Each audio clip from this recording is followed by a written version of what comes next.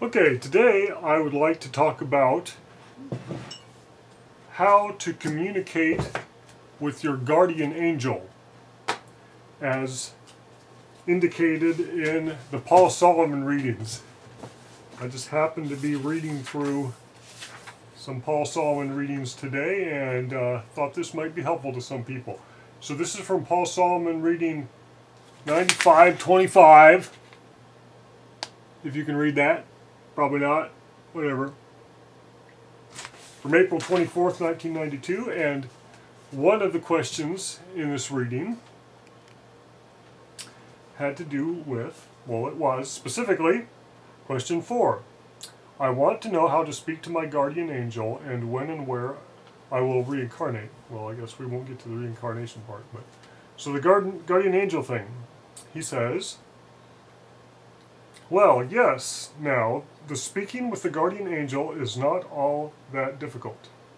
Well, I guess he says not at all difficult.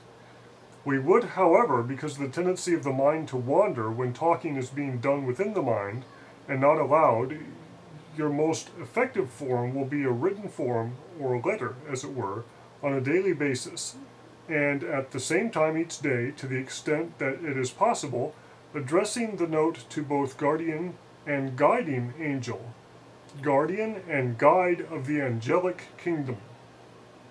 Having written your notes or questions, then breathe deeply for some time until you begin to feel the beginnings of hyperventilation. Then relax completely, as relaxed as you can become, and use the direction of the 7 terrace meditation, the temple. And in the temple, establish the image of a mirror, so that standing before the mirror, you will see the reflection from your shoulders of standing with you a male and female force, or angel, the guardian and guiding spirits, or angels. You may then ask their names. Ask a response to that you have written. Now, it will take between 21 and 40 days on an absolutely regular and unfailing schedule to establish these relationships clearly and fully. So, I thought that was pretty amazing.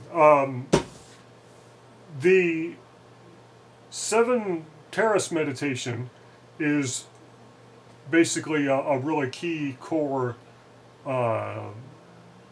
teaching of Paul Solomon's, and I've been all through that, and basically it involves visualizing yourself walking in a peaceful, calm meadow that's kind of at the foot of this mountain, and then you walk through these series of terraces. You know, they're like steps up the mountain, and they go through the colors and they correspond to chakras. So the first one's like red. You know, you visualize being in a garden with red flowers and walking through it and things, and there are different kinds of things and emotions that he has you kind of experience and visualize while you're going up the stages. But it's kind of like, you know, walking up the chakras, and at the very top, then after you've gone clear through this violet garden, then you get to the top, which is this temple,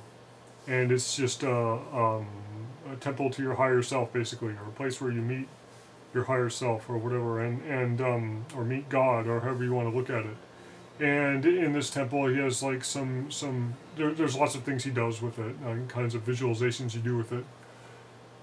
And in here, he's talking about when you get to the top in this temple, you visualize yourself standing in front of a mirror. So yeah, I just thought that was a really cool, specific kind of method specifically for the purpose of communicating with your guardian angel. And he seemed to indicate that there were 2, which is also harmonizes with the Urantia book. We supposedly have 2 seraphim, I think it is, assigned to us at all times. Or one of them there's 2 because one could take breaks. I know it sounds hilarious, but one could take breaks and go somewhere or something, but you're always guaranteed to have at least one, usually 2, or I don't know, whatever. And then he said a male and female, and from other places I've read, probably within Paul Solomon readings, definitely in Urantia and stuff. Angels are, of course, like androgynous. It's not like they're specific sexes or anything, but interestingly, he had you, and maybe when you visualize a male and female, it helps overcome any bias of the bicameral left brain, right brain, mind, or something. I don't know, whatever. But I thought that was kind of a cool technique that I guess apparently you can practice on a regular basis at the same time each day, and actually get to the point where you're communicating effectively with your guardian angels. And it just struck me as cool because it was simpler than mastering the art of astral projection and I don't know, somehow using that to talk to your guardian angels and or spirit team. And it seemed perhaps more accessible than channeling would be to a lot of people. And it's interesting that he recommended this specific method and not others that could have been mentioned, like channeling or something. So and of course it could be viewed as a form of channeling, meditation, whatever.